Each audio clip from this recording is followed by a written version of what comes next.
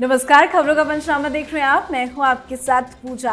हम लेकर आए हैं देश और दुनिया की 5 बड़ी खबरें जिस पे चर्चा के लिए मेरे साथ स्टूडियो में मौजूद हैं कैपिटल टीवी के editor in chief doctor Manish Kumar. Doctor साहब, बहुत बहुत स्वागत है आपका। धन्यवाद। सबसे पहले नजर हेडलाइंस पर। राम मंदिर और लोकसभा चुनाव को लेकर बीजेपी ने की आज बड़ी बैठक। नई ज्वाइनिंग और कमेटी का गठन। 22 जनवरी के बाद देश भर में पीएम मोदी की ताबड़तोड़ रैली। इंडिया गठबंधन की 5वीं बैठक कल। इस बार जूम कॉल पर होगी मीटिंग। सीट शेयरिंग और नीतीश कुमार के संयोजक बनाए जाने पर होगी चर्चा। मीटिंग से पहले ही विपक्ष में तकरार बरकरार। झारखंड में सियासी उथल पुथल तेज। सरकार बचाने के लिए हेमंत सोरेन का मास्टर प्लान। पत्नी को सीएम की कुर्सी सौंपने की चर्चा। कल विधायक दल की होगी अहम बैठक। बाबरी विध्वंस से जुड़े 31 साल पुराने केस में कर्नाटक से कार सेवक की हुई गिरफ्तारी। गिरफ्तार से बीजेपी आग बबूला। बड़े विरोध प्रदर्शन की तैयारी। बीजेपी बोली कांग्रेस को खटक रहा राम मंदिर। अरविंद केजरीवाल के ईडी के सामने पेश होने को लेकर सस्पेंस बरकरार। कल ईडी ने समन कर पूछताछ के लिए बुलाया। आपने कहा ले रहे कानूनी सलाह। खबरों की शुरुआत में सबसे पहले बात बीजेपी के मिशन 2024 की, जिसकी पूरी तैयारी कर ली गई है। राम मंदिर और लोकसभा चुनाव की तैयारियों को लेकर आज भारतीय जनता पार्टी की दिल्ली में बड़ी बैठक हुई, जिसमें कई बड़े नेता शामिल हुए। इस बैठक में असंतुष्ट नेताओं को लेकर विचार विमर्श किया गया। इसके लिए 8 सदस्यीय कमेटी बनाई गई है। ये कमेटी रूठे हुए नेताओं से संपर्क करेगी और उन्हें मनाने का प्रयास करेगी। साथ ही 22 जनवरी को अयोध्या में राम मंदिर के उद्घाटन के बाद प्रधानमंत्री नरेंद्र मोदी कई राज्यों में ताबड़तोड़ रैलियां करेंगे। इसके अलावा अमित शाह और जेपी नड्डा के भी देश भर में दौरे को लेकर चर्चा की गई। साथ ही बैठक में जनता को रामलला के दर्शन कराने को लेकर भी चर्चा हुई। हजारों लोगों को हर एक जिले से दर्शन कराने की प्लानिंग की गई है। क्या कुछ हुआ आज की इस बड़ी बैठक में? देखिए, आज की बैठक 2024 लोकसभा चुनाव के मद्देनजर कई सारी चीज़ों को वहाँ पे डिस्कस किया गया। आपने बताया कि कुछ नाराज़ लीडर्स हैं, उनको मनाने की कोशिश की जाएगी, उनसे बातचीत की जाएगी, किस तरीके से उनको एडजस्ट करना है आगे उसकी। लेकिन ये सब साइड की बातें हैं। जो पहला प्लान है इस मीटिंग में जो तय किया गया है कि 22 तारीख को पूरे देश में दीपावली जैसा माहौल बनाना है और उसके लिए क्या उपाय किए जा सकते हैं कि 22 तारीख की रात देश में दीपावली हो, इसके ऊपर फैसला लिया गया। दूसरी चीज, प्रधानमंत्री मोदी की ताबड़तोड़ रैलियां फरवरी के महीने में और 22 तारीख के बाद से प्रधानमंत्री मोदी हर दिन 2 रैलियां करेंगे, इस तरह की खबरें आ रही है। वो प्लान चॉकआउट हो रहा है। कुछ जानकारी ये भी आई है कि वो क्रूशियल स्टेट्स जहां पे जीत बहुत ज़्यादा ज़रूरी है, वहां प्रधानमंत्री मोदी को स्पेशल तरीके से इस्तेमाल किया जाएगा। जैसे एग्जाम्पल के तौर पे बिहार में जनवरी और फरवरी के बीच, ये रामलला के प्राण प्रतिष्ठा के बाद फरवरी तक 10 बड़े रैलीज किए जाएंगे, जिसमें 4 से 5 प्रधानमंत्री मोदी के होंगे, अमित शाह के होंगे और जेपी नड्डा, राजनाथ सिंह। इन 4 लीडर्स की रैलियां देश भर में प्लान की गई है। मतलब प्रचार कॉर्पोरेट बॉम्बिंग के स्टाइल में किया जाएगा। तो ये तैयारी, ये फैसले आज इस मीटिंग में लिए गए हैं। जी, तो बीजेपी की आज बड़ी बैठक हुई, तो वहीं कल विपक्षी गठबंधन इंडिया की भी 5वीं बैठक की खबर सामने आई है। पर इस बार ये मीटिंग वर्चुअली होगी। कल जूम ऐप के माध्यम से इंडिया गठबंधन के नेता आपस में जुड़ेंगे। सीट शेयरिंग को लेकर चर्चा होगी। 2024 चुनाव की रणनीति पर चर्चा होगी। साथ ही कहा जा रहा है कि कल की होने वाली मीटिंग में नीतीश कुमार को इंडिया गठबंधन का संयोजक बनाया जा सकता है। वहीं जेडीयू नेताओं का कहना है कि अब काफी देर हो चुकी है, पर मीटिंग से पहले ही इंडिया गठबंधन में जबरदस्त फूट की खबर सामने आ रही है। 5वीं बैठक होनी है कल, लेकिन इस बार वर्चुअली क्यों हो रही है ये मीटिंग? भाई, कोऑर्डिनेशन कमेटी बनाई गई थी मुंबई के बाद, हर पार्टी के लीडर्स को उसमें डाला गया था। क्यों नहीं हो रही मीटिंग? फिजिकल मीटिंग क्यों नहीं हो सकती? ऐसी कौन सी व्यस्तताएं हैं? जूम पे मीटिंग हो रही है, इसका मतलब दाल में कुछ काला है। और इसकी वजह यह है कि कांग्रेस पार्टी अपना प्लान बना रही है, आम आदमी पार्टी अपना, उद्धव ठाकरे अपना, नीतीश कुमार अपना, ममता बनर्जी अपना, सारे लोग अपने अपने हिसाब से प्लान बना रहे हैं और मीडिया में एक दूसरे से लड़ रहे हैं। आज नवजोत सिंह सिद्धू अवतरित हो गए और उन्होंने सवाल पूछ डाला कि केजरीवाल को कह दिया भाई चोरों का सरदार है ये, तो किस तरीके से शराब घोटाला हुआ, आरटीआई एक्टिविस्ट था पहले, अब लोगों को बेवकूफ बना रहा है। खबर आ रही है कि कांग्रेस पार्टी ने कहा है कि 5 दिल्ली 9 पंजाब में चुनाव लड़ने वाली है। आम आदमी पार्टी कह रही कि सारी सीटें हमें दे दो। तो ये इस तरह की जो प्रॉब्लम्स जो आ रही हैं, तो ऐसा लग रहा है कि कल फाइनल ही होने वाला है, आखिरी बैठक होगी। अगर कोई समझौता नहीं हो पाया, सब लोग अपनी अपनी राह पे चले, तो ये गठबंधन तो वैसे भी टूट चुका है। वामपंथी बाहर जा चुके हैं, वामपंथियों ने कह दिया है कि वो अकेले चुनाव लड़ेंगे, तो फिर इस गठबंधन का कोई मतलब नहीं है।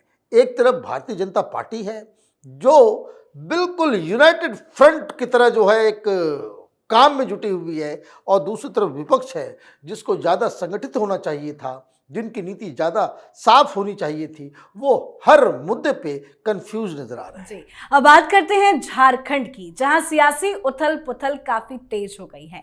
झारखंड के मुख्यमंत्री हेमंत सोरेन पर भूमि घोटाला मामले में ईडी शिकंजा कसती जा रही है। इस सब के बीच जेएमएम विधायक डॉक्टर सरफराज अहमद ने अपने पद से इस्तीफा दे दिया, जिससे झारखंड की राजनीति में चर्चाओं का दौर और ज्यादा गर्म हो गया। अब जानकारी सामने आ रही है कि सीएम हेमंत सोरेन ने 3 जनवरी को विधायक दल की बैठक बुलाई है। माना जा रहा है कि इस बैठक में सीएम हेमंत सोरेन अपनी पत्नी कल्पना सोरेन को सीएम की कुर्सी सौंप सकते हैं। आखिर क्यों हेमंत सोरेन ने विधायक दल की बैठक बुलाई? क्या कुछ कल बड़ा होने वाला है? देखिए, वो कम से कम केजरीवाल से ज्यादा पब्लिक भावनाओं को समझता है। केजरीवाल से ज्यादा उनकी आंखों में शर्म है कि ईडी के पास गया, गिरफ्तार हो गया, तो फिर इस्तीफा तो देना पड़ेगा। केजरीवाल तो इतनी बेशर्मी के साथ कह रहा है कि भाई तिहाड़ में डाल दो, वहीं से सरकार चलाएंगे, इस्तीफा नहीं देंगे, जनता कह रही है। तो कल बड़ा इंपॉर्टेंट दिन है, और इन सब चीज़ के बीच आपको मैं बता दूं, 7वां समन गया हुआ है। 6 समन ये ऑलरेडी उसका निरादर कर चुके हैं। ये हाई कोर्ट भी गए, सुप्रीम कोर्ट गए, हर जगह से इन्होंने बचने की कोशिश की, लेकिन कहीं से कोई राहत नहीं मिली है। तो अंततोगत्वा अब तो इनको जाना ही पड़ेगा, और अगर वो गिरफ्तार हो जाते हैं तो उसके बाद कैसे अपनी पत्नी को वहां पे स्थापित करना है, उसकी तैयारी में जुटे हुए हैं। और इसलिए एक विधायक का जो इस्तीफा हुआ है, लोग कह रहे हैं कि भाई आप जेल गए, पत्नी को मुख्यमंत्री बनाया, और 6 महीने के अंदर फिर इलेक्शन कमीशन वो बाध्य हो जाएगी कि चुनाव करना जरूरी है। तो वो चुनाव जो होगा उसमें उनकी पत्नी खड़ी होगी।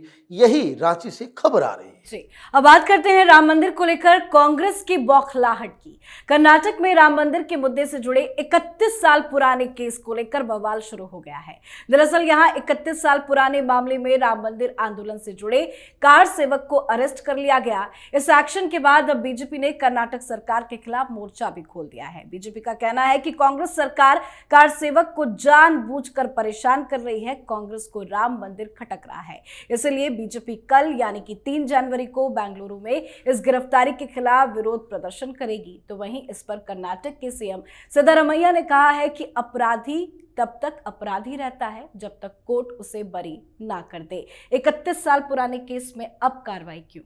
भाई अब कार्रवाई इसलिए क्योंकि दिल्ली से सोनिया गांधी ने, राहुल गांधी ने आदेश दिया होगा कि ये जो राम जन्मभूमि में जो मंदिर की जो प्राण प्रतिष्ठा हो रही है, ये हमारी हार है। मुसलमान बड़े नाराज हैं, और कोई उस विवादित ढांचा के गिरे जाने पे किसी को आज तक सजा नहीं हुई। अब तो हमारी सरकार है, तो आपके यहां भी कुछ लोग हैं जिनके खिलाफ कार्रवाई अभी जो है लंबित है। तो 31 साल पुराना केस को जो खोला गया है और आपने गिरफ्तार कर दिया, भारतीय जनता पार्टी को आपने बैठे बिठाए हाथ में एक अस्त्र दे दिया, ऐसा अस्त्र जिससे कांग्रेस पार्टी बहुत ज्यादा परेशान होने वाली है। क्यों? क्योंकि मसला कर्नाटक का नहीं रहा। अब यह मसला आ गया कि Congress party as a whole वो इस राम मंदिर के विरोध में है। मुस्लिम तुष्टीकरण का आरोप कांग्रेस पार्टी पे पहले ही लग रहा है। जब 2014 में कांग्रेस पार्टी हारी तो सोनिया गांधी ने एक कमेटी बनाई थी, एंटनी कमेटी। तो एंटनी साहब ने अपनी रिपोर्ट में कहा था कि कांग्रेस पार्टी इसलिए हारी क्योंकि इसके ऊपर प्रो मुस्लिम, मुस्लिम परस्त राजनीति करने का आरोप है। लोगों को यह पसंद नहीं आया। अब करते रहो न्याय यात्रा या कुछ। आपने फिर वही गलती कर दी। हार से आपने सीख नहीं ली और अब आप खुल्लम खुल्ला हिंदू विरोधी पार्टी के रूप में आप जाने जाओगे। ये मसला जितना आगे बढ़ेगा उतना कांग्रेस पार्टी और उनके तमाम अलायंस पार्टनर को ये नुकसान पहुंचाने वाला है। जी, आज की आखिरी खबर में बात दिल्ली के मुख्यमंत्री अरविंद केजरीवाल की। अरविंद केजरीवाल को ईडी ने तीसरी बार समन कर पूछताछ के लिए बुलाया है, पर केजरीवाल पेश होंगे या नहीं, इसको लेकर अब तक सस्पेंस बरकरार है। बताया तो जा रहा है कि आम आदमी पार्टी कानूनी सलाह ले रही है, पर जिस तरह से आम आदमी पार्टी पेशी को लेकर गोलमोल जवाब दे रही है, उससे लगता तो नहीं है कि केजरीवाल कल पेश होंगे। क्या लगता है सर, कल केजरीवाल ईडी के सामने पेश होंगे? देखिए, मुझे तो नहीं लग रहा है कि वो पेश होने वाले हैं। अगर वो पेश होंगे तो फिर ये कानूनी सलाह लेने की क्या आवश्यकता है? 4-5 सवाल है, उसके जवाब देने हैं, जवाब देकर के वापस आ जाइए। जवाब में अगर आप फंस गए आपकी गिरफ्तारी हो जाएगी। तो पहले से ही ढिंढोरा पीट रहा है, अब तो मुझे गिरफ्तार होना पड़ेगा, मुझे ईडी गिरफ्तार कर लेगी, अगर मैं गिरफ्तार हो गया तो फिर जेल भरो आंदोलन करेंगे, हर कार्यकर्ताओं को जेल में। ये पहले से ही बहानेबाजी में लगा हुआ है। और उसका एक जो सौरभ भारद्वाज है वो कह रहा है कि देखिए ईडी का समन तो मजाक है। अच्छा, मजाक है? कुछ दिन पहले तो आपके कर्ता धर्ता, आपके आका अरविंद केजरीवाल कह रहे थे कि ईडी किसी को बुलाती तो पतलून गीली हो जाती है। आज ये मजाक हो गया। और आम आदमी पार्टी आजकल ये हेमंत सोरेन का एग्जाम्पल दे रही है कि देखिए 7-7 बार समन भेजा गया, उसमें कोई दिक्कत नहीं हुई। ये लीगल सलाह लेना जरूरी है। क्यों? क्योंकि उस केस में, हेमंत सोरेन के केस में, सुप्रीम कोर्ट ने ये नहीं कहा कि 6 महीने के अंदर इन्वेस्टिगेशन खत्म करो। यहां इस शराब घोटाले में मनीष सिसोदिया को बेल रिजेक्ट करते समय यह कहा गया कि 6 महीने के अंदर जल्दी जल्दी इसको निपटाइए अपने इन्वेस्टिगेशन को, और सुप्रीम कोर्ट के आदेश की अवहेलना अगर होगी तो ईडी केजरीवाल को शीश महल से घसीट के तिहाड़ पहुंचाएगी। इसमें कोई डाउट नहीं है। इसलिए जितना लीगल मदद लेना है, जितना लीगल टीम को एक्टिवेट करना है, जितना पैसा दिल्ली की जनता का है, सरकारी पैसा, उससे वकील हायर करके जितना भी पैसा उड़ाना है, कोई फर्क नहीं पड़ेगा। क्योंकि तमाम लीगल हेल्प आपके 5-5 लीडर्स जो जेल के अंदर सड़ रहे हैं उनको कोई मदद नहीं पहुंचा। तो ये लीगल हेल्प की बातें करना बंद करना चाहिए। उनको सच्चाई का सामना करना चाहिए। जो सवाल ईडी पूछ रही है वो सवालों का इनको जवाब देना चाहिए। बिल्कुल, बहुत बहुत धन्यवाद समझाने के लिए। धन्यवाद। खबरों का पंचनामा में आज के लिए फिलहाल इतना ही। देश विदेश की बाकी खबरें और उनके सटीक एनालिसिस के लिए देखते रहिए कैपिटल टीवी। हमें लाइक कीजिए, शेयर कीजिए और कैपिटल टीवी को सब्सक्राइब कीजिए। नमस्कार।